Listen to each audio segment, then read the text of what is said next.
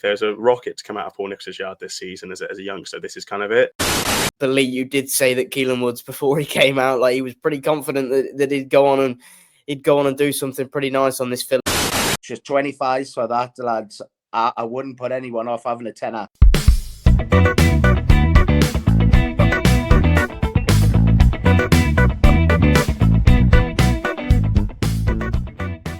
Hello and welcome back to the Only Fools Love Horses YouTube channel. We have a big video this week. Not only are we talking about Champions Day, and we'll be talking about our best bets for Ascot this weekend. Should be a fantastic Champions Day itself. We'll also be highlighting our horses to follow for the upcoming jump season, 3 each.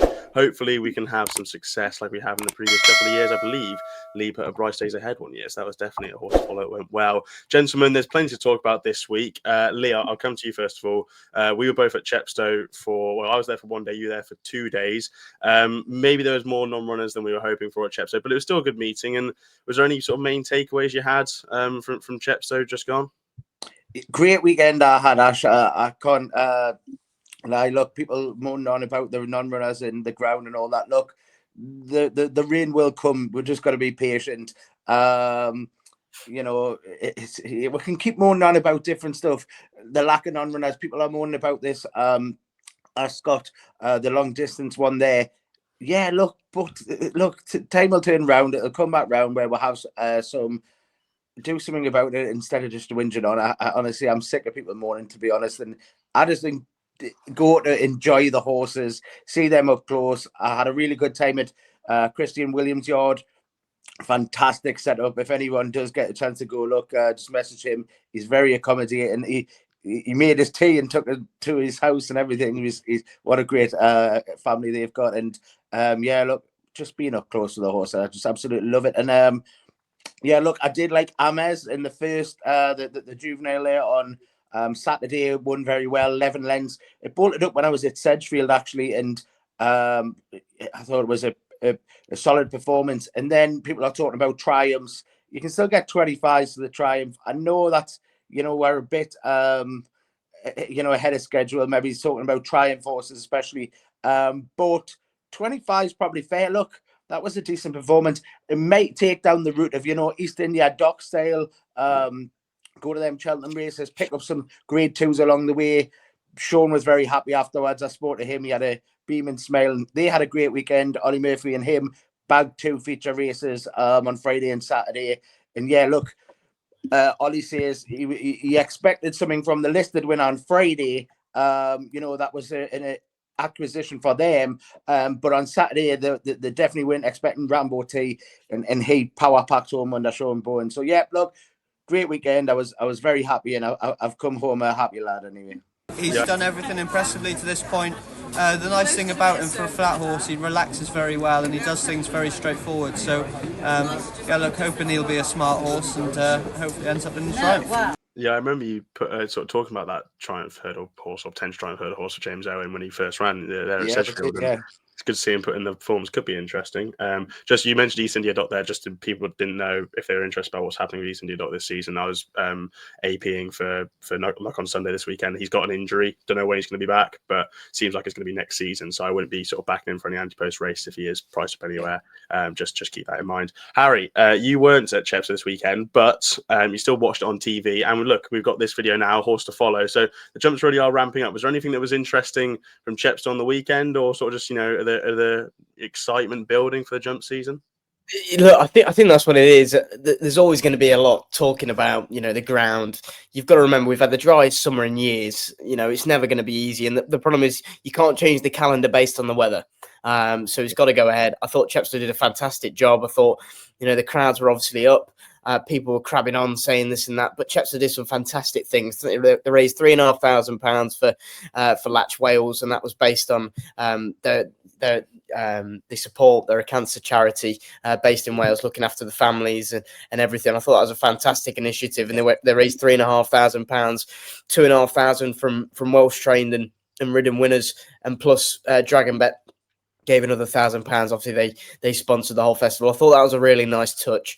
And what was obviously a big weekend, obviously, from adding the Welsh Champion Hurdle. I thought Lump Sum was not lump sum Celtic Dino, sorry. He was obviously very impressive. Lump sum was obviously running in those colours. It was just a great week. It's good to have good to have it back. And obviously we've got Ascot this Saturday, but we've obviously got the showcase meeting next Saturday at Cheltenham. So that should be a great weekend. Just need some rain, but don't temper the optimism, because I think it's a great time of the year. Yeah, definitely it is. I enjoyed Chepstow on Friday. It was, slightly, disappointing with the non-runners on the final 2 days, but there wasn't much that could be done. It's as the boys have said there. There's not been any rain around the place. Chepstow did what they could. The hurdles course seemed to be going well. It's just that chase course hasn't been ridden on in the summer. It's just one of those things. I wanted to put forward an eye catcher, Undrew Royal. I have mentioned it on social media already, but it's spelt UNGEU space Royal, as you normally would. Tom Lacey, Stan Shepherd Road, ran in the opening novice hurdle on Friday, had a couple of quid each way on it, thought it was absolutely tanking into the race of the third last, and then the camera change at Chepstow, I don't know if anyone knows it, but they sort of come alongside, and then as soon as they jump the third last, they go sort of like the head-on camera kind of thing. Traveling into the third last, he's absolutely traveling like the winner. And then they changed camera angles, and he's like 7th off the bridle. I was like, what's going on there? I read the Shears report, and apparently Stan Shepherd reported that he got absolutely mullered by a horse. So just like no luck at all there. He's definitely going to be a horse to follow this season. I would expect him to win a maiden hurdle or a novice hurdle next time out. And if he doesn't, if he gets a handicap mark soon, I think he can be winning, definitely. So I think Undrew Royal is definitely a horse to follow from Chepstow this weekend. I've got an eye catcher, me. Go on. Handicap. Well, I'll not say handicap plot, but so Royal Infantry in that the silver trophy there. Look, come there to challenge, just faded out. But Royal Infantry definitely want to know what I would have said for a big handicap pot. Who knows where? I'll also throw in Take No Chances. Same race, same trainer. Yeah, I thought she went well, sort of towards the rear of the field, travelled nicely, jumped nicely, stayed on through the line. I thought that if she gets dropped in the handicap, I'll actually check now in the background if she got dropped in the handicap or not, but I think she could get down to a mark in the low 140s and be very competitive. Anyway, gentlemen, we are here with plenty to talk about on this week's video, so we'll rattle through plenty of stuff. But the first thing we're going to go to before we go to our Champions Day preview is our jumpers to follow. Now, we have put up some successful ones in the past. Lee, I said that in the intro. You did put up Bryce Days Ahead one year, didn't you? So that was quite a snip. But I remember I put out at 16s and for the mare's hurdle, but I obviously she won the races along the way, which is more important, and that's what we're going to try and do today. We're not just going to home in on Cheltenham. It's far too early out, but we want horses to be winning along the way as well. But she was 16s or something for the mare's novice. She went off 6-4 and Golden Ace beat her. So hey, you ran into a champion hurdle winner. I mean, what were we meant to do? Yeah, I know. But then, showing what you've done after that, look, it was sickening. But look, we've had plenty of success in the past, so hopefully we can get some more. Shall I kick it off, Ash? Yeah, go on. I mean, you've got a horse from, you mentioned Bright Days Ahead, Trade 9, and you've got a horse from Ireland to kick off proceedings. Three from each of us, and we'll go to Lee first of all. Yeah, look, a mare again to follow from Ireland, Carrickmona Spruce.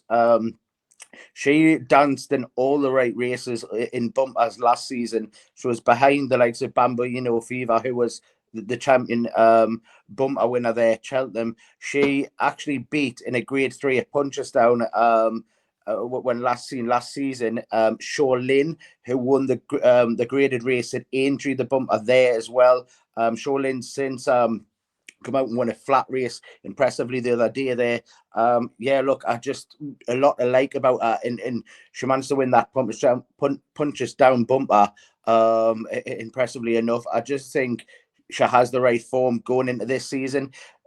She's already been out over hurdles, and look, she was pinging the hurdles. I thought it was a very impressive debut, starting out first time for Carrickmona Spruce. Like I say, look, danced all the right dances last season in bumpers, come out and won impressively on debut. And I just want to say, look, I'm glad we're kind of started now, because it's give us a chance to see her over hurdles and see if we can make that transition. Not all of them do. She has, I think. I think she was a 5-length winner. She beat, I think it was Run to Oscar, something like that. And they were well strung out and behind us. So yeah, look, Carrickmona Spruce, like I mentioned before, we want horses that are going to win along the season. I'm not saying she's going to be, look, the mares novice hurdle winner at Cheltenham. She's 25, so that, lads, I wouldn't put anyone off having a tenner. That's just for, a bit of interest along the way, but she'll definitely pick up races and just going to go under the radar just because she's not from Willie Mullins. It's kind of that old adage of, if she was trained by anyone else, she would be shorter. Like, look, Declan Creeley is had a solid time of late and a cracking trainer. So yeah, Carrickmore, Bruce want to pick up races and hopefully it win along the season, Ashley. Thank you very much, Lee. Bumper Horse, who's stepping up into hurdles now, looks quite impressive stuff anyway. Harry, similar for you, Bumper Horse to follow from last season coming into hurdling this year. Yeah, I think I'm going to have a little bit of a problem pronouncing his name. I think you're going to be able to help me out here. Is it Kepster Boards? Boards, yeah. Kepster Boards. Now it's not Copet de Boards. Before anyone mentions, I've seen a few people tipping him up as a jumps horse to follow. But this is a really nice gelding by out of the Dan Skelton yard.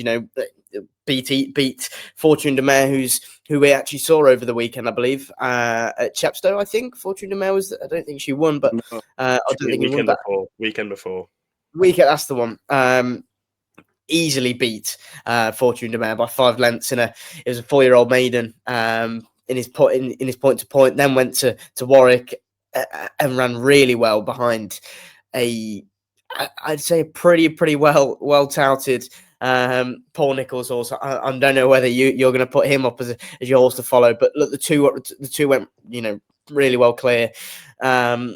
And the winner kind of went on. That was the problem. I think the winner got first run. The race wasn't really ideally run to suit. I think they were looking for the better ground on the outside. And then as soon as the winner got the first jump, Kepster Boards was just kind of in behind and kind of had to settle for tech. I'd say those two are going to be really leading prospects in the UK division. I think Kepster Boards, especially when he goes up into up in distance as well. I think it was interesting reading the Paul Ferguson's jumpers to follow. Now, if you haven't already, I know Paul's been a massive supporter of us, and he's been really generous in showing us some of the stuff as well. And Kepster Boards is obviously mentioned in there quite a bit, and I think it was quite interesting that Harry Skelton was mentioning that they were in no real rush to get him started, and he looks like a really long-term prospect. He could start over 2 miles, which I thought was interesting, but I wouldn't be surprised if he turns out to be kind of that 2.5 miler, 3 miler, especially over fences. I think it'd be some animal. So he's my first one. Kepster Boards. Be interested to see how he gets on coming into this season. Yeah, nice piece of form with No Drama This End from that Warwick bumper, who's definitely a horse that... Is there No Drama This End? Is that owned by the Barbers and the McNeils in partnership? Yeah. So they think quite a lot of No Drama This End. So yeah, and I think if you remember, lads, when we had Nick on from Dan Skelton's yards, he came onto our podcast, and I'm pretty sure he either said to us, or he definitely said at some stage that they thought that Kepster Boards, because he was 50-1 Kepster Boards for the bumper, and Fortune de Mer was like 14s, and he was like, I'd have no difference between the two kind of thing. So yeah, he's definitely going to be a horse to follow this season. For me, I've got one from Paul Nicholls' yards. It's not No Drama This End. It's a horse called Baby Ken. We haven't seen him yet for Paul Nicholls. He's had 2 runs so far on the flat over in France. Won one of them and finished second in another.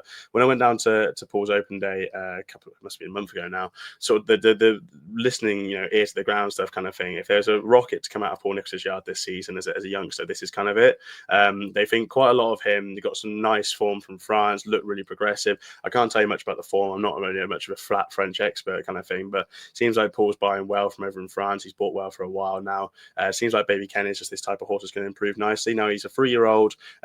He's coming, obviously, into this season, going to be a juvenile hurdler. I'd say he's definitely going to be a Triumph hurdle horse, or even if things go wrong for him in the season, he could end up turning up into a Fred Winter off a sort of fairly nice mark and going well off a sort of top weight kind of thing. I think they think a lot of Baby Ken for sure, and he probably won't see him out too early. Obviously, with that French breeding and coming from France, he probably want a bit of softer ground, so maybe he'll start in, I'd say, December time kind of thing, but that'd be the time to sort of get him out early. But I think there's definitely a horse to follow here, and Baby Ken, he just looks like that really progressive type, and he's one that I think Paul Nicholls and a lot around the yard are quite excited about. I won't mention him in my horse to follow, but another horse from Paul Nicholls' yard, just to keep a small eye on, Belliano as a novice chaser. I think plenty of him as well, but my main one is Baby Ken. I think he's a definitely juvenile to follow for this season. Lee, come over to you. Going from Ireland now to Britain, your second horse to follow. Yeah, I do like a Wandering Ego. Again, I'll say it again that we're trying to get horses that'll win along the way. Was third to El Carros on Rule's debut there at Newbury in a bumper. Had a few bumper runs, bolted up at Weatherby at 4-7. I think it was about 8 length winner. Went to Perth for Hurdle's debut. Was sent off 5-4. Look, it looked short, but the money was down. Disappointed though, very disappointing, I would have said. But was left out the back. It looked an educational ride. It was just learning on the job, and I just think there's races to be won. I would put a line through that as just first day at school, let's say, over Hurdles there. Impressive in a bump. Had a bit of form, but prior to that, starts out, in with a yard in red hot form in the Ollie Murphy yard, and yeah, sent a 5-4 and kind of didn't lift a leg. But I don't think that'll turn out to be a bad race, lads. Actually, if you do go, and want to watch back through and have a look through, I think there's be form lines through. I'm not saying it's the strongest form. Again, look, the horses to follow. It's not Cheltenham preview here, so like take a pull. But yeah, look, Wandering Ego, I think he'll pick up races along the way, and I'd scrap that first run when sent off 5-4 for Hurdle's debut, but impressive in a bumper prior to that. So yeah, just want to hopefully pick up a few more races. Look, Carrickmore Spruce will be running in better races. I don't know where Wandering Ego will lie in the pecking order, but much better than that Rules debut there. Hurdle's debut anyway. So yeah, Wandering Ego, Ash. Yeah, it could be a very interesting horse. Depends what they do if we win a novice hurdle of him next time out. If not, maybe it could be one for sort of getting in off lowly marks and handicaps kind of thing. So definitely one for the Murphy stable. Harold, over to you. A well-bred horse is a brother to a horse that many people know for his looks and his performances on track. Yeah, I mean this horse is a horse that's a full brother to Secret Squirrel, who many people know. Secret Squirrel that won at the Berkshire Winter Millions Festival at Windsor, I think it was. Yeah. Because it goes Windsor, Ascot, Windsor, doesn't it? I think it was. I think it was one of the big handicaps there, and Nico de Boinville actually rode. And obviously he did pick up that injury, but his full brother, Secret Sniper, is one that I am going to keep on terms with. Look, this horse is well, it was apparently a baby.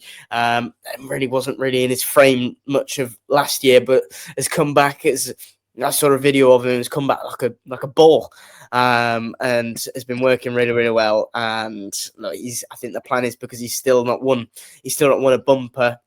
He ran twice. He ran the back end of last year in October this time, and he finished third, but he finished behind a horse called Trusting Times of the Harry Fry team. Now, Trusting Times has now won 2 on the bounce, 3 on the bounce actually, because if you count his bumper win in March at Kempton. But he went to Uttoxeter first time out, beat a horse called Frontier Prince on his maiden hurdle debut. Well, Frontier Prince then came out on Friday and won at Chepstow.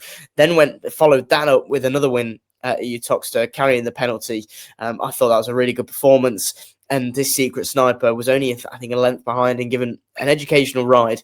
He then went to Hereford, Secret Sniper did, and he did finish runner-up in a bumper where I probably think they may have won. But actually, if you think about it, when they're saying he was a little bit weak and now he's had time to fill out his frame, I think it's probably all for the best. He's had such a lengthy layoff. I think he's definitely going to win a bumper, and he could be a really exciting novice hurdler going forward. And with his pedigree, if he takes on, I think Secret Sniper was rated in the high 120s, I think. No, if he's just as good as that, I'd imagine that he's going to be picking up some decent pots along the way. Now, I'm not saying you probably might notice a few of these might not keep, Kepster Boards might be a Cheltenham Festival Aintree kind of type. Secret Sniper, I'm not saying by any means he's going to be this superstar, but Secret Squirrel was running in some pretty big races, pretty big handicaps, and for a bit of fun along the year, I think Secret Sniper is definitely one to keep in your notebooks. Yeah, definitely. Could be quite a nice horse based on his bumper runs, and it'd be nice seeing him back after that sort of big layoff since December time. For me, I'm going to go for a potential handicap chaser, or definitely one that's going to be competing in some decent races going forward.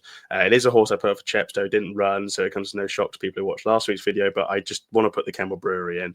I still think he's just really well handicapped. He's raced 129. His form is just like is stellar. He beat Val Grande, who has raced 132 in a Cheltenham bumper when giving £4 away. Then beat Duranshan, raced 130 in a Worcester novice hurdle. Beat Kopi, who is an unexposed horse for Warren Greatchicks. James Bowen highlighted him as a horse to follow on last week's video. He's raced 118, I think. That was in the Foss last novice hurdle, beaten by an easy 4 lengths, giving £7 away. And then finished second to Meet Me by the Sea at, I think it was Doncaster, or it might be, actually, no, it might have been somewhere else. But Meet Me by the Sea's raced 133, and he was giving £12 away to Meet Me by the Sea. So you got this horse just. Was it? Hmm? Huntington? Might have been that, yeah. It might have been Huntington. I know Meet Me by the Sea ran at Doncaster at some stage, but yeah, Huntington makes a bit more sense because it was a right-handed track. Yeah, like I just think he looks really well handicapped when he's raced 129. He's got all that form of unexposed horses, or definitely unexposed horses that were at the time. He's gonna be going sort of towards the sort of soft ground kind of route. They wouldn't want anything quicker than good soft with him, kind of thing. And they're going over fences. Speaking with Matt Nichols, he jumps nicely over fences and he looks to be schooling well and working well at home. I just think he's definitely a horse where, like, if you get to the end of this season or the start of next season, and you look at him and you look at his page on the Racing Post and you see he's rated like 140, you wouldn't be shocked. Like, if he's rated 145, you probably wouldn't be blown away either, kind of thing. Like, he's just going to be this horse who I think will improve for fences. And there's something in the back of my mind which is just saying that they campaign him well enough and they sort of get him to win a couple of races, or maybe they just run him in some nice races. He could well chalk up in that Jack Richards Novices Chase at the Cheltenham Festival. 3 runs that they need over fences to get the handicap mark, and then they're fine. And it's a novice handicap chase, so it's not an open grade one where they need 4 runs. I think that could be, and he's kind of got a profile which suggests that he could step up in tripping times, 2.5 miles. And, he's definitely a type that would want to be looking at that eventually. He's obviously got plenty of speed, but he has raced like, he could want 2.5 miles in time. So if that was to maybe bring out some more improvement come springtime as well, I wouldn't be shocked to see him line up in a Jack Richards and go off quite a well-backed horse, to be honest. So, anyway, that's long in the distance. The Kemble Brewery is well handicapped, speaking right now, and I think he's definitely going to be a horse who's going to be winning races this side of Christmas if they get rain, if not, in the new year. Final horse to follow from Lee for this video, and not only is it a horse that I know that Connections think plenty of, but you've also got a video from the trainer himself at Chepstow earlier in the week. So, Lee, before I hand over to you, I'll hand over to the video that you got of Ollie Murphy talking about Fingal Bridge as your horse to follow for this video. Yeah, great couple of days. Looking forward to it raining now. We've got some proper horses to get on the run now in the coming weeks, but just need some rain, and there's been an awful lot of horse to run. And one name for the season, maybe he's one to follow for the followers. The horse I'm looking forward to is a horse called Fingal Bridge, who's going to go novice chasing. Horse to really look forward to. He's a good novice hurdler last year, and he's a horse I'm really excited about. Yeah, look, Fingal Bridge, want to mention just because I thought last season's form was top notch. It was a bumper winner, won 2 maiden hurdles easily, and then went to a listed race, lads. Look, that race has worked out cracking. The second was Regent Stroll, who was a Grade 1 runner-up at Aintree subsequently. The third was Julius de Picton, who went and won the Grade 1 Aintree Sefton. The form kind of couldn't work out better. The fourth was Alexi, who will win races and ran second there in the Welsh Champion Hurdle at the weekend as well. And I thought that was a solid run. I just think the form was top notch from the hurdling there. Look, they debated whether to stay hurdling or go chasing, but they're going to go chasing. They're just waiting for that bit better ground. It's a horse that I'm really looking forward to going into the races this season. I think, look, we mentioned off camera there, look, likes of Vasiliers and stuff like that would be great down the line, because I think 2.5 is probably his bag. Not going to be an Arkle horse. Maybe he's a bridge too far for the likes of a Brown Advisory over 3 miles. I think they'll start off, maybe it's even like a Colin Parker or something.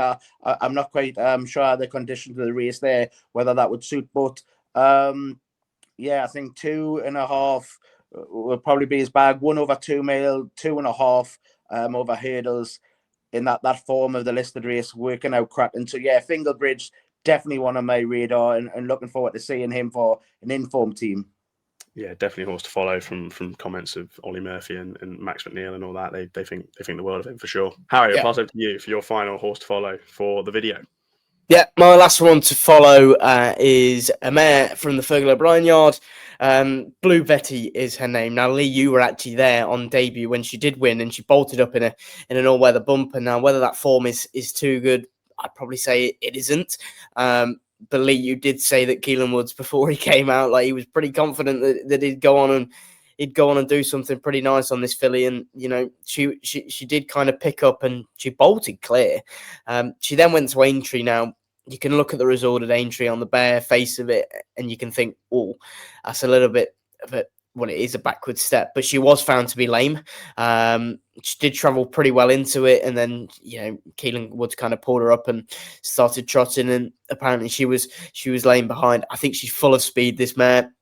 I think the plan will be to go over hurdles straight pretty much as soon as when the rain kind of comes and arrives. Pretty much like most of these horses that we're mentioning. But that's just the nature of the beast, isn't it? You've got to kind of wait for the rain, and I think it will become more competitive. So I think the form this year, as weird as it sounds, you're not going to get too many diluted races, I'd say, when the rain comes, because they're going to have no excuses, and they're going to have to race somewhere.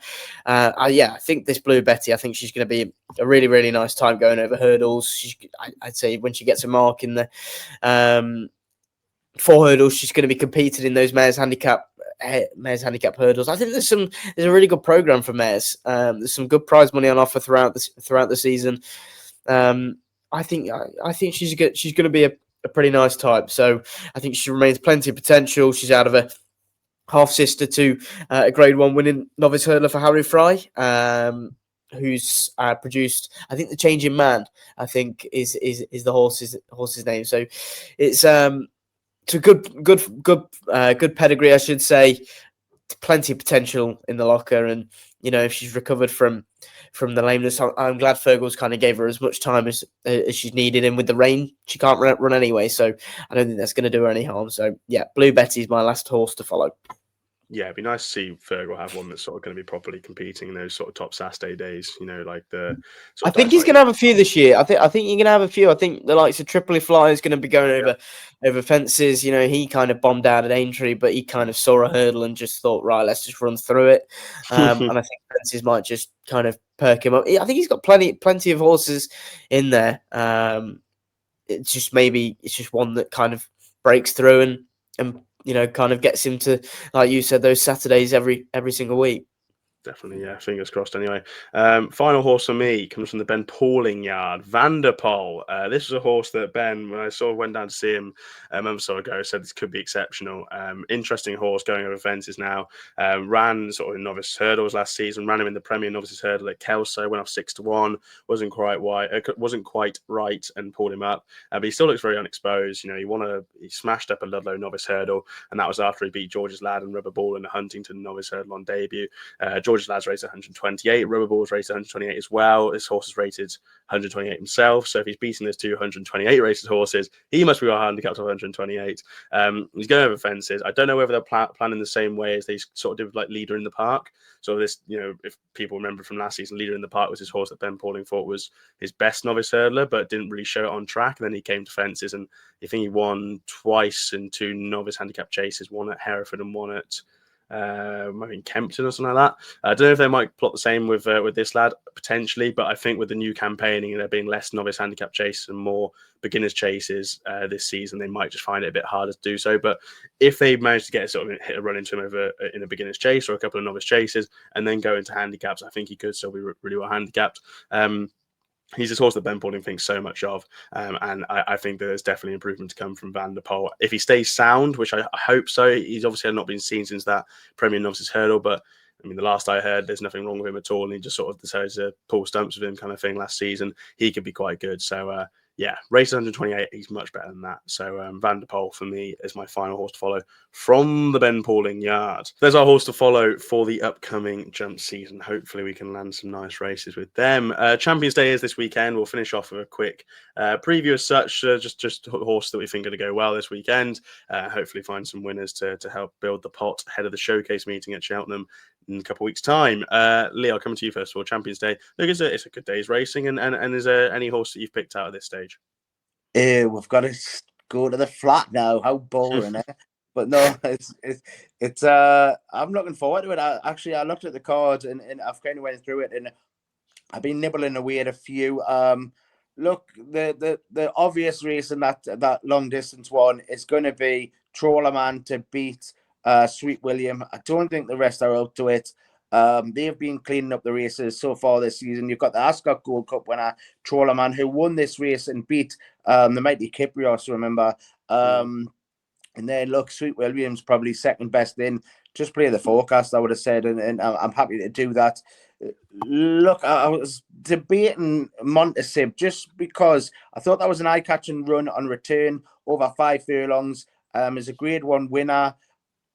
Stays further as well, was competing in 7 furlong races and such like. This 6 furlongs was so perfect.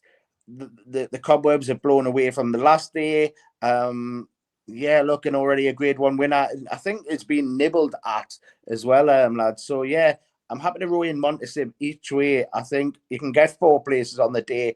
We'll discuss on the Saturday show, all them extra concessions, 10 to 8 a.m. on Saturday, don't forget. But yeah, my main one would probably be Fallen Angel. Lads, surely this is a each way bet to nothing. Like, this has got to be an each way bet to nothing. I'm on my way to Newcastle as we record. The Doyler's there for Wathnan, and he's got a couple of rides. I'm going to try and get a hold of him and see if Fallen Angel's definitely going to go. Has got him jocked up currently. She's done nothing wrong this season. She made a fine return in the lock-ins. That's a Group 1 race. She ran third, only beat a couple of lengths. Cinderella Dream was second, but that was at Royal Ascot. She stayed on well. Crimson Advocate won the race, but I thought she stayed on fine, and battled on. I just didn't think it suited on the day. She wasn't really there, but still ran a game race to be 2 lengths off at Royal Ascot in the Duke of Cambridge. And then, look, she's been a 3-time Group 1 winner in the last 3 runs. Went to France, bagged a Group 1, went to the Matron in Leopardstown, bagged that. And then last day in Newmarket, the Sun Chariot, that I thought was a powerful performance. I really did. I thought that was a great performance. I thought she battered out rivals away. I thought in done it the hard way, seeing them off from the front. She's game as you like, and I think it's an each way bet to nothing. You can get 8 to 1, 3 places. Look, the top 2 have got to still come back. Rosalian's got a touch of second 8th, but has done nothing wrong this season. I think would be the live danger for sure. You got Field of Gold, who's got to bounce back and improve. That is still on the bunny. Let's say it's still on the game. Disappointed last time out. Look, it was a messy race. We'll kind of scrap that, I suppose. But did pick up a niggle as well. Yeah, got to come back from a disappointed run. In the 6-4 favourite. You can get 8 Fallen Angel, 3 places. I find it hard to keep her out the frame. I just think she's right on it this season. In them last 3 runs, especially the last day, a couple of weeks ago. She was against her own sex in these races, but I'm very happy to take her 8 each way Fallen Angel. The main play, Montesib, I'm going to have a few quid each way. I just think that was if he gets out of the stalls.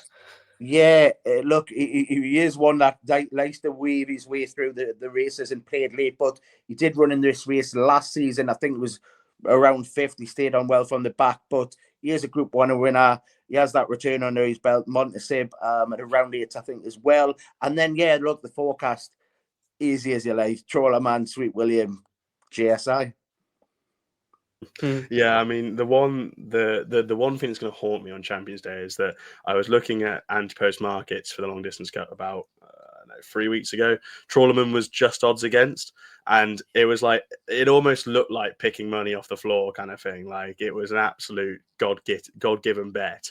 Decided not to back it. Now he's 4-7. I'm just sort of smacking my head into a wall. Yeah, Thinking, what but have anything on? that's when you have to hold caution with anti-post sometimes, because look, you didn't know what was going to go in the race. There was a lot more in. There's only been a handful declared. Now it looks a great bet because the rest haven't got into it, and there's nothing else there.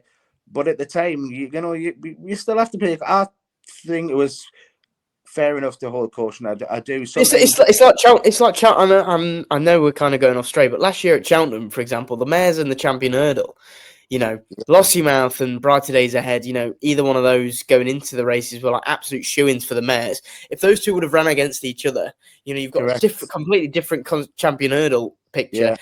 Yeah. It's the beauty of anti-post betting, isn't it? I suppose that's what you're kind of gambling on, what horses are going to go, what horses aren't. And No, that's but that's the game. Well, and I want to say this to everyone. We're trying to say it every week. Gamble responsibly. We're all looking ahead at the races, and we're trying to get that little bit of value. But just hold caution. Hopefully, the likes of Champions Day, all them horses want to be competing in them big races. So yeah, but look, I think you're being harsh on yourself by saying you missed that little price there. But it's it's always good to take a pull at.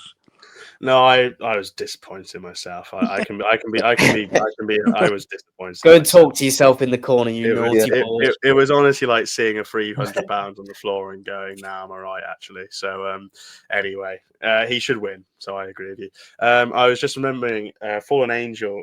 I think she's got a chance, and her data from her win last time out at Newmarket, she was something like a 9 out of 10 on Race IQ or something like that. Just the way it was, I think it was like headwind, ground, and the way she just went away was quite impressive. I wonder if she'll get her ground this weekend, but if she does and she's in flying form, then yeah, she must have a chance. I didn't really have one strong one, but I was going to take you on with Fallen Angel, actually, as much as I do respect her.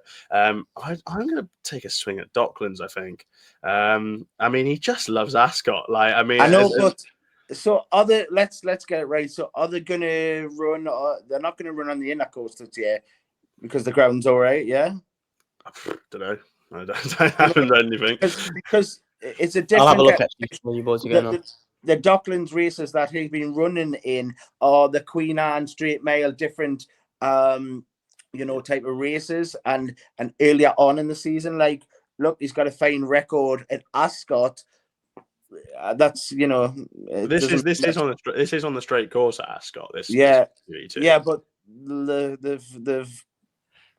the grounds and the way they've done it the last few years, it's not always been as plain sailing as they have before, So I just think his races are more early on in the season, and maybe it's a summer court. I don't know, like. No, yeah. I don't mind that argument. It is. It's not the inner track. So it's on the flat. Yeah, I don't mind that argument. Like he is probably a horse that tends to run better in sort of June time kind of thing, but I can't get away from his Ascot record. Even when he has run at Ascot in October, we ran in the Balmoral in 2023, finished third. Like it was a good performance. Running up 104. I mean, now he got beat. Who knows how the gatekeeper beat the Dolphins race 104? I mean, Christ knows. But he just is this horse that I'd like, loves Ascot, and I can find angles against the horse in here. Field of Gold, first run for 80 days. Who knows what he's going to be like since Sussex? It's been a bit smoke and mirrors for him. Rosalian, I mean, he's booked for second. I'm joking. I actually think he's been very unlucky. But I mean, like you'd be a very, very hardy man to back Rosalian with any sort of God-given faith. Fallen Angel, I guess I said I see the case. I just wonder about the ground and a quick enough turnaround in 14 days. Never So Brave, improving horse. Yeah, I can see the angle of him. I'm not too sold on the line in winter. Delacroix's going to go elsewhere. Marvel Man's interesting, but the form with Cosmic Year is a bit disappointing. So it all just led to Docklands. Like he's going to get quick enough ground. Like, it's not going to be anything softer than good. And he's done well on sort of good stuff before, and I think he'll do well on sort of the quicker ground that he gets this weekend compared to what they probably were expecting for a Champions Day. He just loves Ascot. He's had a little bit of freshen up, 62 days. I hope he's just going to be the horse that goes a little bit under the radar and flies down the straight course in the Berkshire track. But I mean, don't know. It's 14-1. It's an each way play. It's nothing sort of like nap worthy, but I just think he's quite the interesting contender in the field. Harry, you don't really have anything strong for Ascot at the moment, but you will do on Saturday, hopefully, for the Saturday Live. Yeah, perfect. You just led me in there. I think all of my selections, I think, as you mentioned, lads, there's plenty of water to go under the bridge from here on until Saturday. So I'm going to keep my powder dry for the time being. As you mentioned, there's a few prices that I've already missed, but I don't mind that because all will be revealed on Saturday morning, as usual, at 10:30 a.m. Numbers have been really, really good recently on the Saturday morning live, so that's a big thanks to everyone on here and obviously over on Twitter, or X as it is now called. So please do keep supporting us, it does mean a lot. And yeah, bring on the jumps, but also we need to get this weekend out of the way. The one last push to get to the jump. So, yeah, well, that's our video for today. All wrapped up. Horse to follow. Hope you enjoyed them, and Champions Day bets. Hopefully a couple of them can land nicely to add some money into the kitty. If you enjoyed, please do like and subscribe. Every like and every subscription makes us all very happy. Go check us out on TikTok. I think it's at OFLH podcast. Our Twitter is OFLH Racing, and then go and follow us on Twitter as described on screen there. If you're having to play on this weekend's fancies or any fancies throughout the year, please do it responsibly. We're about 10:30 a.m. on Saturday for the Saturday Live, where I believe all three of us are going to be on, because I'm not working. Harry, you're not in Czech Republic or Scandinavia, or wherever you've been. Italy. And Lee, you're not going to Ascot or anything, are you, this weekend? No, but we do have, and I forgot to mention, we do have Michael Cannon. He's going to come on for the first few minutes.